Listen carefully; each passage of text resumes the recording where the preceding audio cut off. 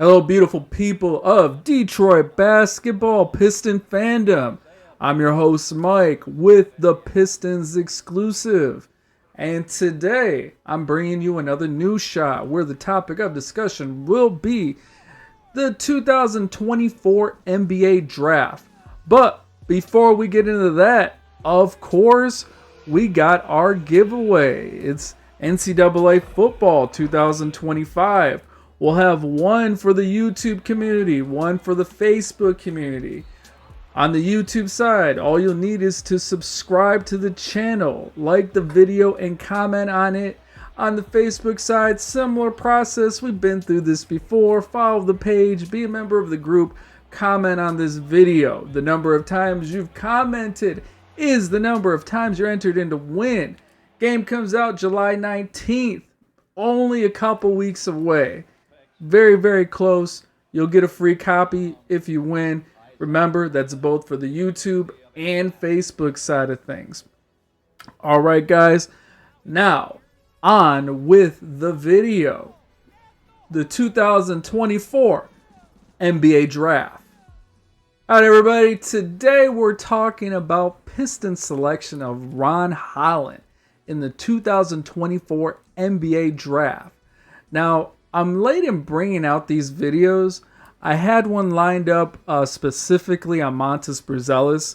Also had one specifically on Trey John's presser. But I'm running late on these. So I've combined a lot of them into just this specific video. So if this one seems a little longer, it's because I've added little tidbits, the important stuff from each of those videos into this one.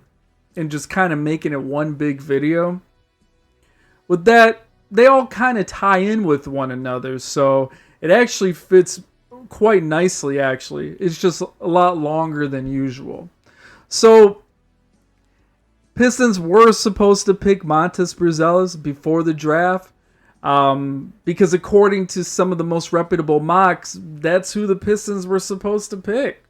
Obviously, that didn't happen, and by everyone's surprise, we actually ended up with Montes' teammate of the G League Ignite, Ron Holland.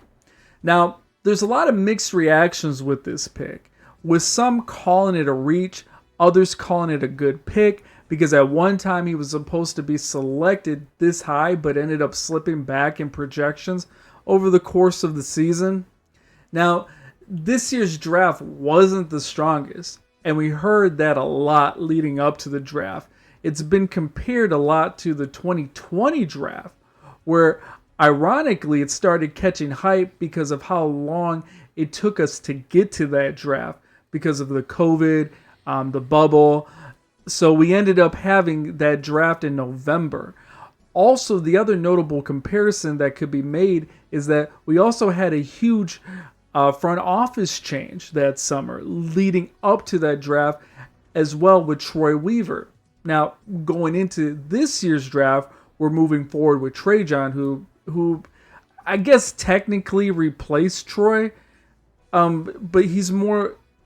If Troy and him were still here, and they were still in the Pistons, Trey John would be above him. The Pistons basically hired his boss, but technically he replaced him.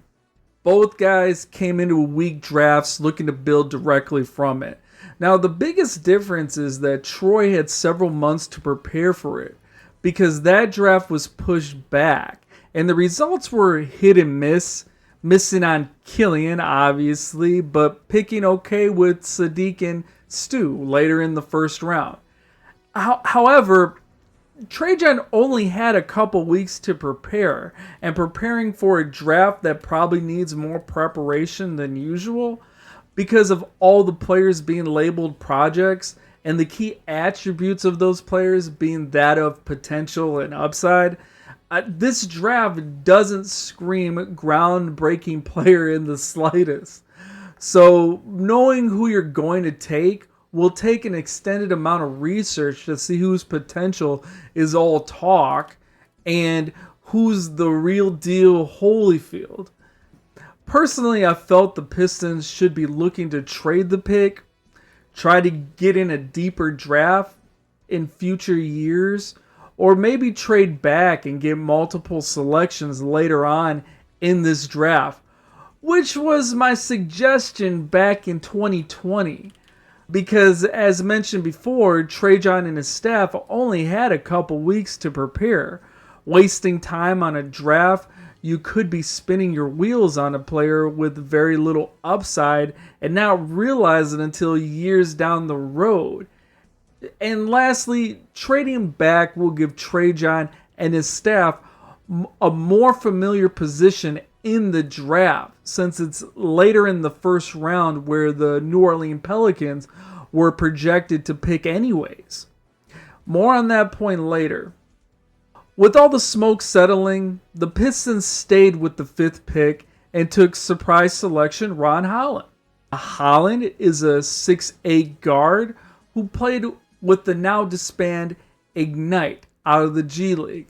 Holland displays superior athleticism that allows him to be a force to be reckoned with in the open court and up-tempo basketball.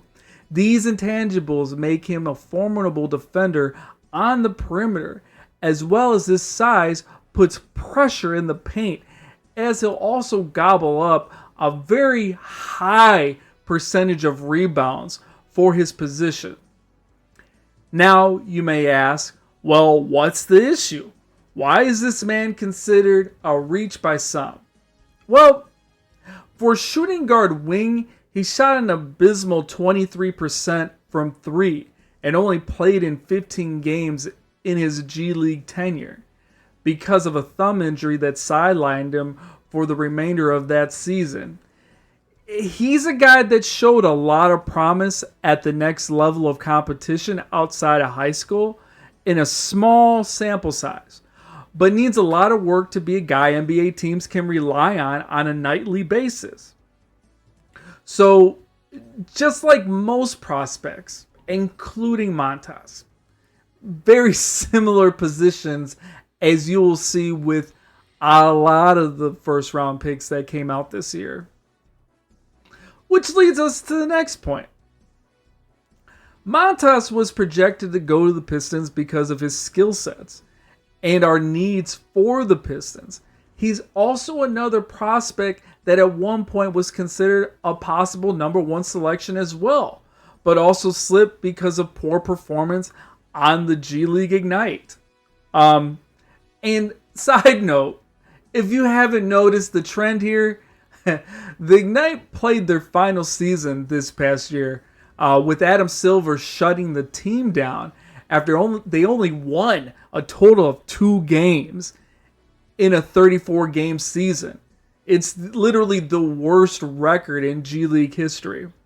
So if there's any silver lining with either Montas or Holland slipping because of performance, one could make the argument that they weren't really put in the best situation to succeed to begin with.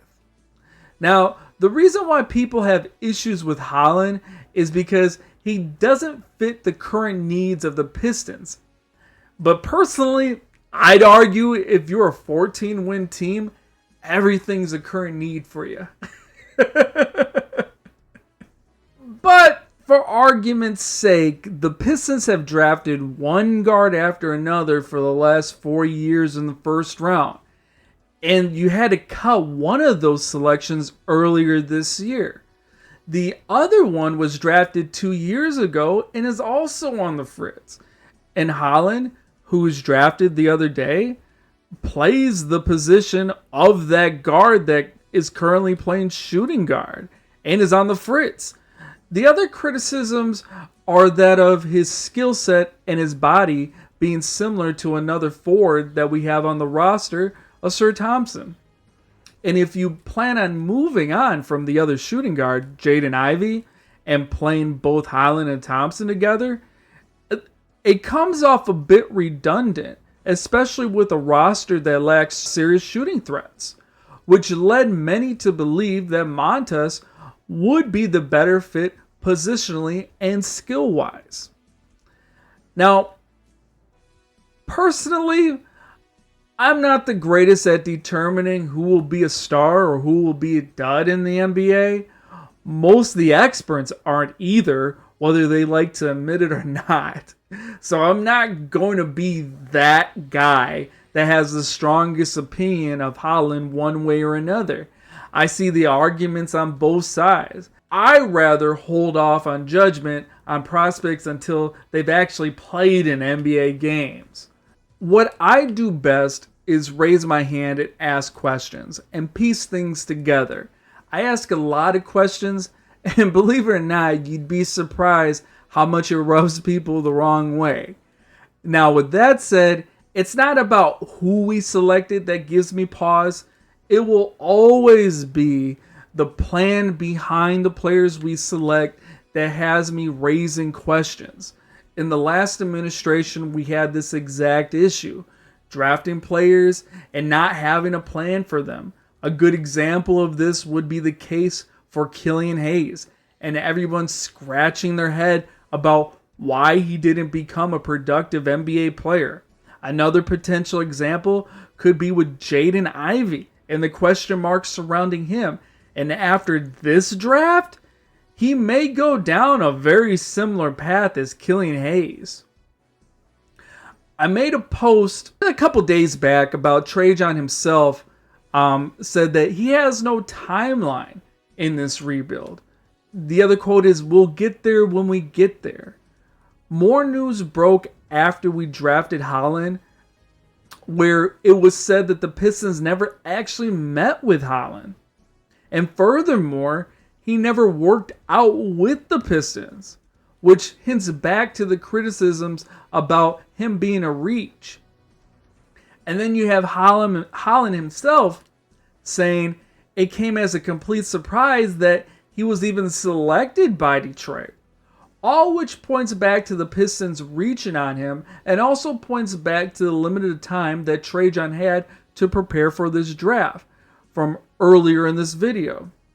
Now I'll emphasize again, I'm not the guy that predicts which prospects will be good and which prospects will be bad. That's not my forte. This isn't me making a prediction. Hell, he may be the greatest Piston to ever lace him up. No one knows. No one knows. I don't know. The experts don't know. The experts that claim they know don't know. Point is, I notice things and ask questions. The main question that needs to be asked of any draft pick selected is, what is the plan for this player? And how does he fit the current roster? And this is me looking at the organization currently, what the organization is currently doing. Where are we going with this? Are we selecting players just to select players like Killian Hayes and not giving him an adequate path to succeed, and then scratching our head 4 years later and saying, what the hell happened? With that, Trajan has addressed some of these concerns over the last few days, saying that the reason he wasn't brought in for workouts or interviews was because his agent wasn't allowing it, and we picked him anyway at 5, when he was projected to go at 10.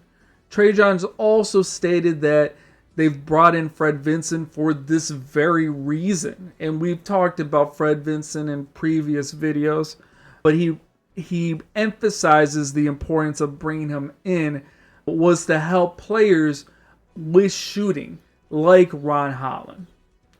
But the amount of players on this current roster that need help shooting, it's a lot. In personal opinion here, if you're expecting all of them to become shooting savants because of one shooting coach, I don't know, man. It just doesn't line up. You probably will see a handful of them really see a significant increase in their shooting, but not all of them. And I feel like we have some talented players on this team. Not all of them are going to gain a shooting touch. I don't see it. But I could be wrong. Personal opinion. Again, And going back to Holland, again, this isn't me saying Holland will be trash or bust, but there's some red flags here that will need to be paid attention to as the months and years go on. Now, the Pistons finished up the 2024 draft by trading their 53rd pick to go up to the 37th pick and took Bobi Klintman out of Australia, mate. He's a 6'9" forward with the ability to shoot the giant. I'm kidding. I'm kidding aside. He only spent a year on the Great Down Under, but he's actually a well-traveled individual at only 21 years old, from Sweden originally, and then he came to the United States and played some time at Wake Forest, and then moved his game to Australia for a year. The big key to his game is his shooting ability, and we'll see if that translates to the NBA game. The Pistons need it, but if it doesn't translate, you probably won't be seeing a lot of him, because the other parts of his game for his size and position are just not there. He's not a strong finisher around the rim, doesn't possess the greatest paint presence, and he's only 212 pounds, which suggests he'll be more of a perimeter guy anyway. So this wraps up your 2024 draft of your Detroit basketball Pistons. I'm hoping for the best. I'm just giving you guys a few things to keep an eye out for as the season progresses and as we move in a new direction with Trajan. So until next time we run it back, this is your new shot. I'm out.